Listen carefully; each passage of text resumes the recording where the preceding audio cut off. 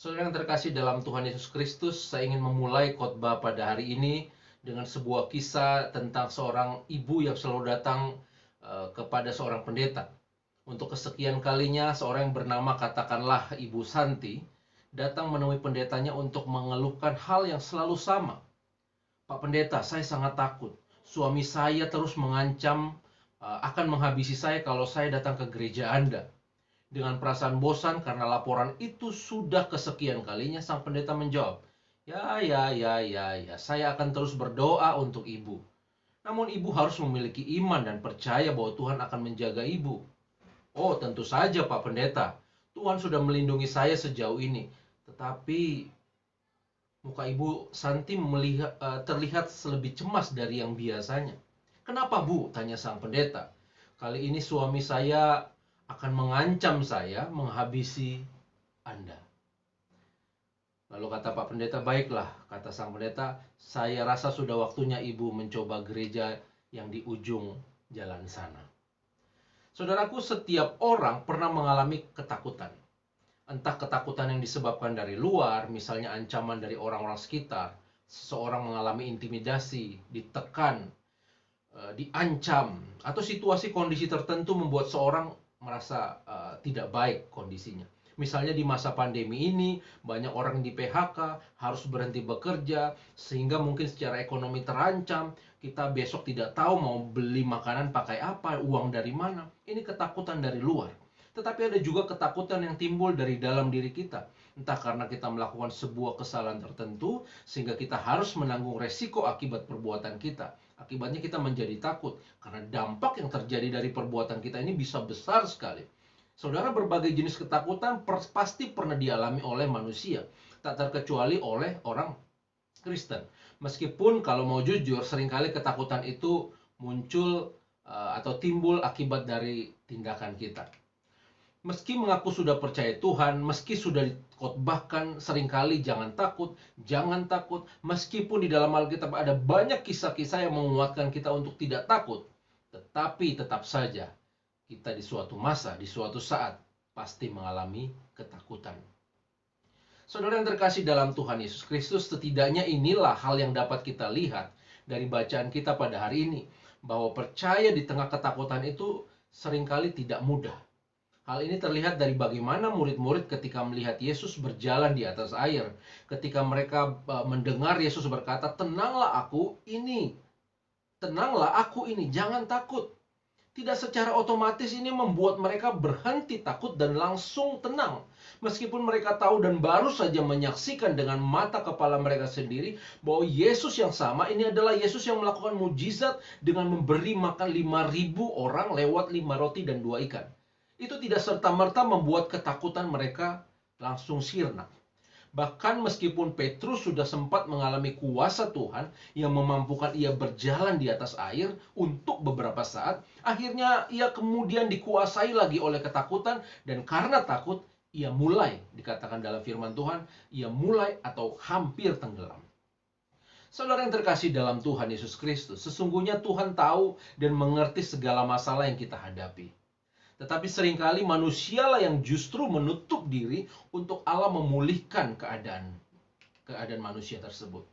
Ya, saya sih tahu kalau Tuhan itu berkuasa atas segalanya. Ya, dia mampu menyembuhkan, dia sanggup memulihkan. Tapi kayaknya untuk masalah saya agak berat.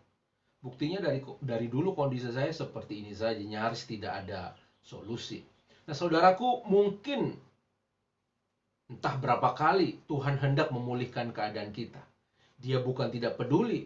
Justru saya percaya Tuhan ingin menyembuhkan dan memulihkan kita. Tetapi mungkin justru kitalah yang menutup mata dan pikiran kita. Kita tetap memilih cara-cara kita untuk keluar dari masalah yang ada. Tuhan, tolonglah saya bergumul berat. Saya membutuhkan uang. Nah, biasanya kalau paling enak kalau dalam kondisi seperti itu, ketika kita beriman dan berdoa, Tuhan maunya langsung buka jalan dengan cara mengirimkan uang yang kita butuhkan, atau dengan cara yang spektakuler seperti misalnya dapat undian, dapat lotre, ketiban rezeki, atau tiba-tiba ada orang yang datang kepada kita, saya mau memberikan uang ini, dan uang itu tepat jumlahnya seperti yang kita butuhkan.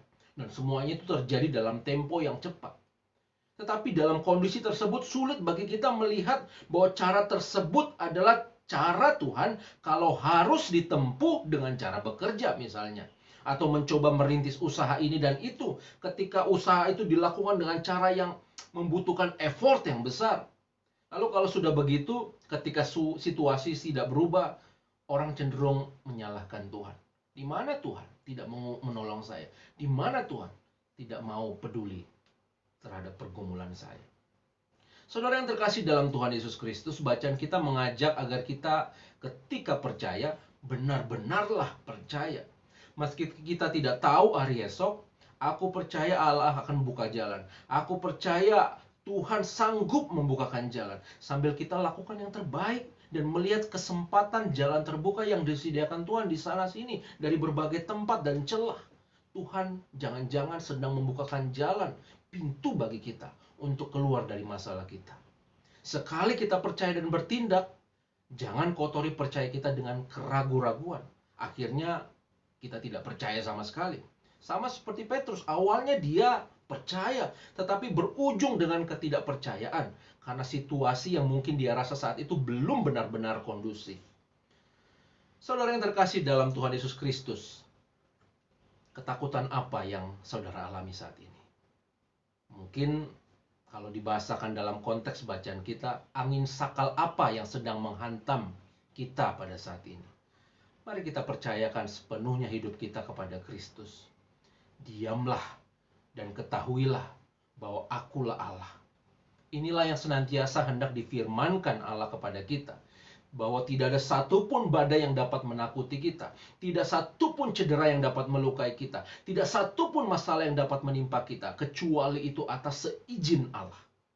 Kita mungkin tidak dapat melihat Allah karena sedang diliputi oleh kegelapan dan sangat dikuasai oleh masalah. Energi dan waktu kita seolah habis hanya untuk mengurusi yang namanya masalah.